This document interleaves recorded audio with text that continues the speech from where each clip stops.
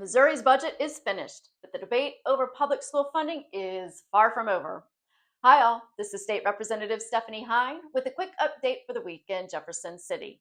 Here's what you need to know. On May 6th, the Missouri House and Senate finalized and passed the state budget for fiscal year 2027. The final budget totals just over $55.4 billion, including approximately $48.7 billion in operating expenses and $6.7 billion in capital improvement projects. There were several important bipartisan wins in this budget.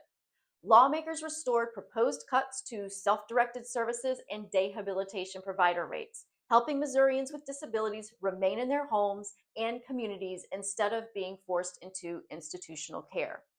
We also restored the $51 million cut to child care subsidies that support working families and foster care children.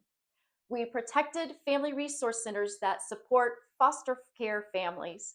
We preserved funding for domestic violence shelters and workforce apprenticeships. We restored portions of public transportation funding. There were also restorations made to support state employees through Mosher's and deferred compensation retirement programs, which is good news. But unfortunately, state employees will not receive a cost of living pay increase next year. However, the biggest fight this year was over public education funding.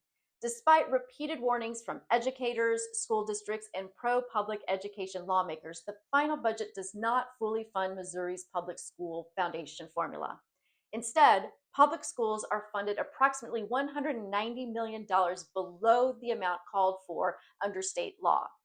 And what concerns me even more is that portions of the K-12 budget are being supported with what we refer to as maybe money, revenue projections tied to gambling funds that may or may not fully materialize. That means school districts are being asked to build budgets around funding that isn't guaranteed. In fact, we are already seeing the impacts of maybe money this year as the state is withholding approximately $245 per student because lottery proceeds and cigarette taxes did not meet projected levels. At the same time, the legislature increased taxpayer funding for private school vouchers to $60 million, a 20% increase over last year. So while public schools are being told to do more with less, we are continuing to expand taxpayer support for private education.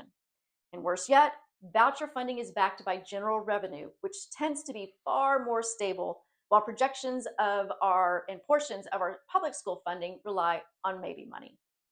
On higher education, lawmakers did reject a proposal that would have dramatically changed how colleges and universities receive state funding, a proposal that could have devastated some institutions across Missouri and potentially forced some schools to abruptly close.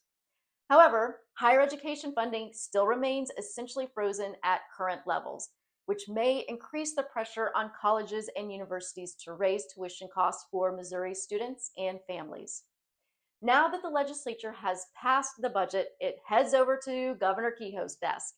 The governor has the authority to veto individual line items before the budget takes effect on July 1st, so portions of the budget could still change in the weeks ahead. As always, I'll continually monitor the process and keep you updated. Thanks for watching. Stay engaged, stay informed, and as always, reach out if you have any questions or concerns. See you soon.